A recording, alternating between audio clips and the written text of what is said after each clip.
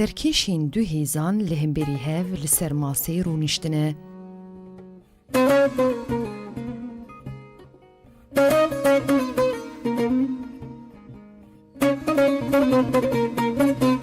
Nîgê masê û kursiyan dirêj dibin.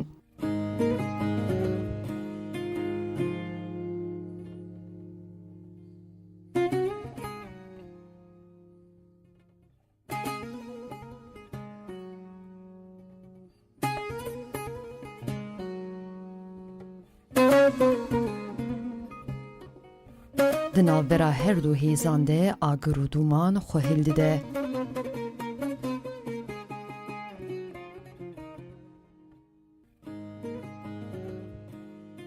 Ev danûstandineke gelek dijwar û asteng e.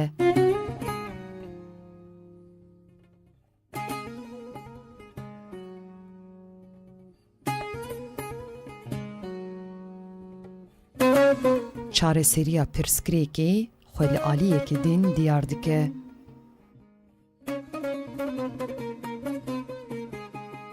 Eger mirov baş li tablo binêre xuyayek û şanda hêzekê xwe jî hevdîtinekê vedikşîne.